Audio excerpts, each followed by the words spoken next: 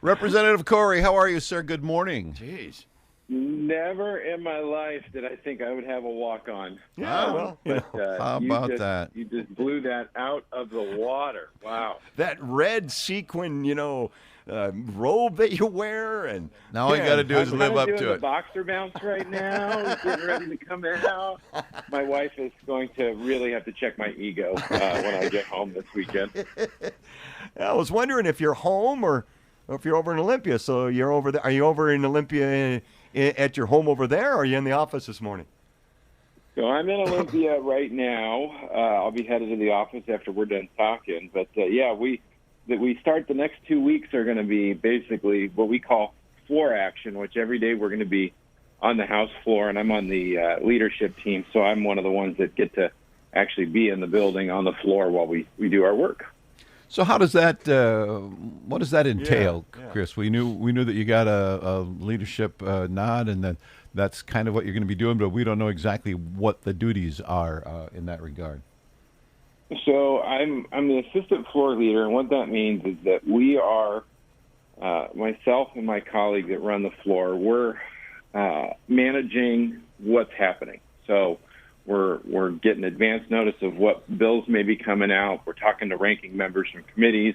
We're trying to coordinate amendments, kind of do our overall strategy, right?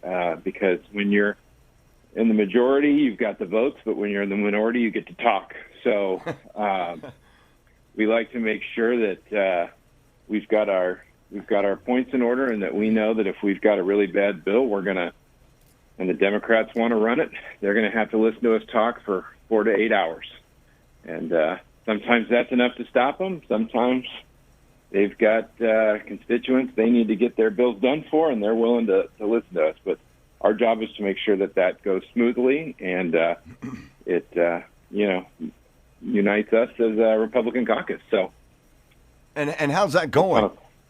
How's the uniting going? So far, so good.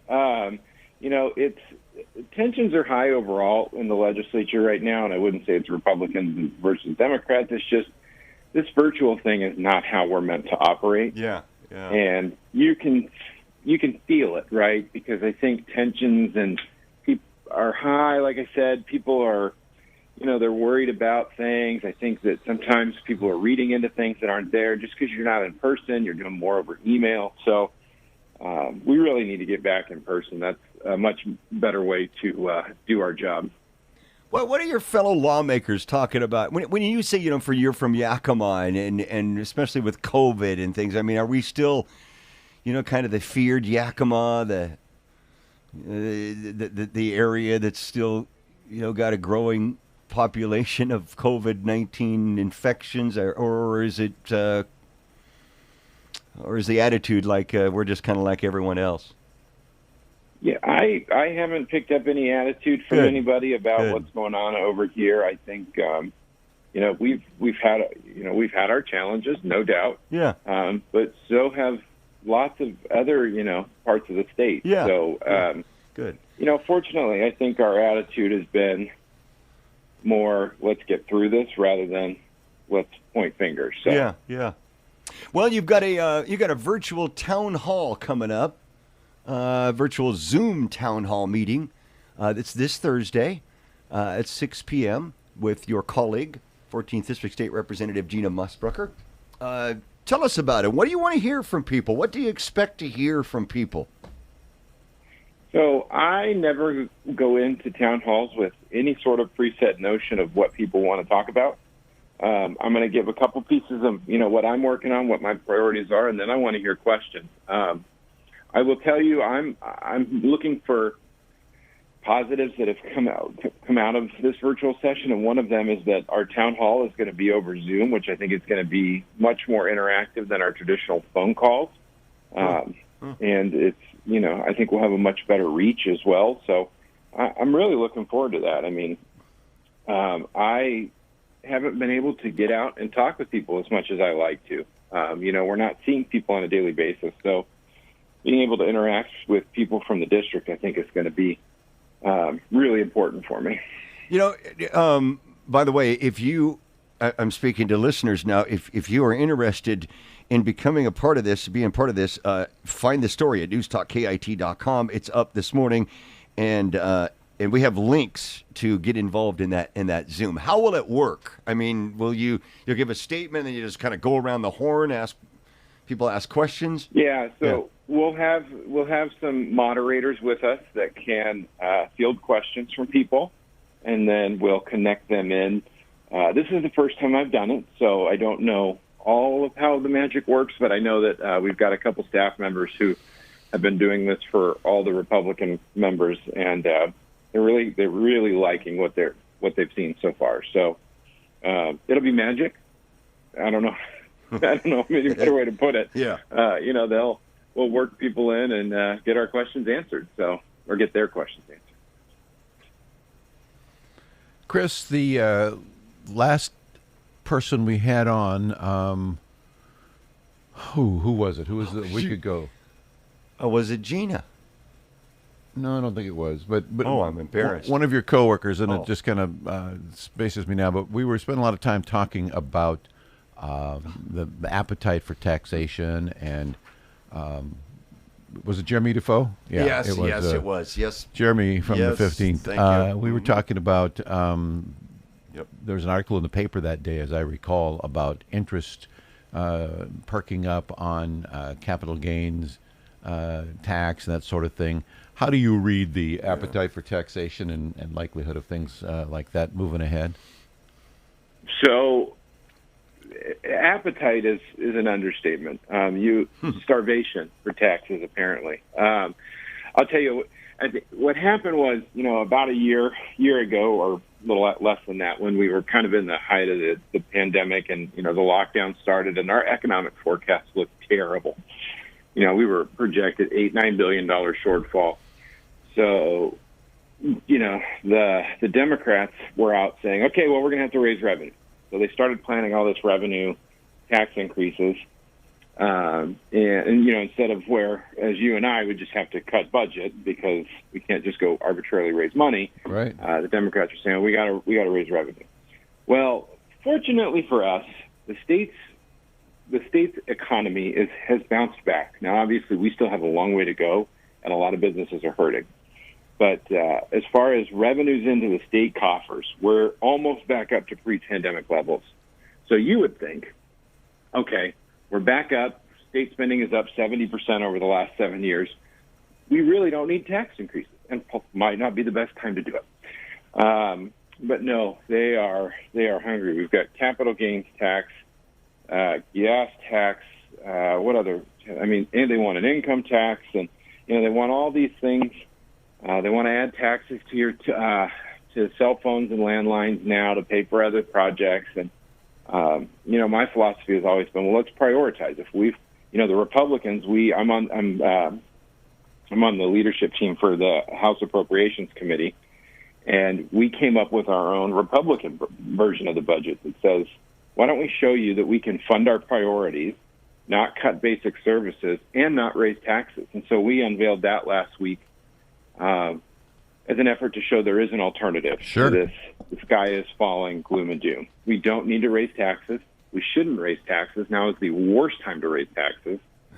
And not to mention, some of those taxes you mentioned, like capital gains, are unconstitutional. And, of course, what they're doing now is instead of saying, because, the IRS defines capital gains as an income tax.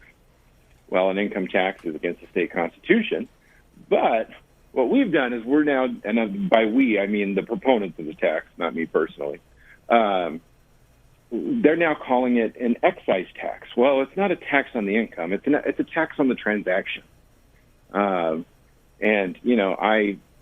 enjoy the Orwellian changing the definition of meanings of words, but it's something that is going to continue to be a fight. And, the most egregious thing, and I don't mean to rile all your listeners up this early in the morning, but you're welcome, is the fact that they're adding an emergency clause to the capital gains bill, which means that if that goes through, you, as a citizen, won't be able to have a referendum on it, which is, again, a constitutionally protected right.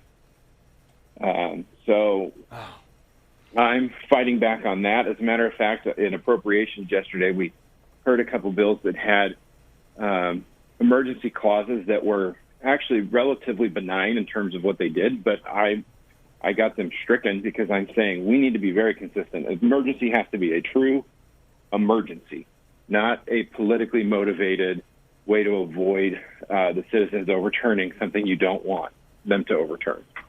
Yeah, that's just it. Because once you call something an emergency, all the rules change, and that's the last thing you want to do. So good on you.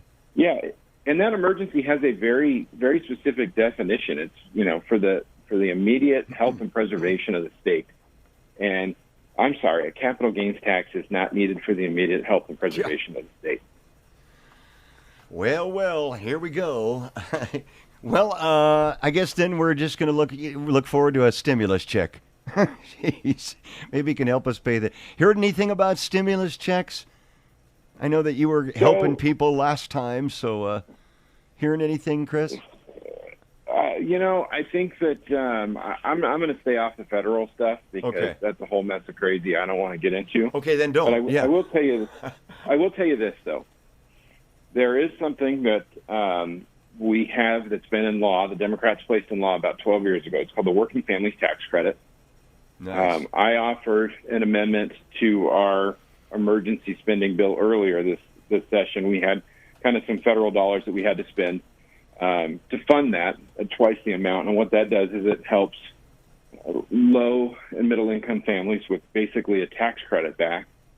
And they wouldn't fund it in the emergency, but we were able to pass it and get that moving last week out of appropriations. So, my philosophy is always, you know how to better spend your money than I know how to spend your money. Yeah. And right. And the Democrats are often in Olympia talking about how regressive our tax structure is, but they never seem to talk about getting more money back. They always want to tax higher people more.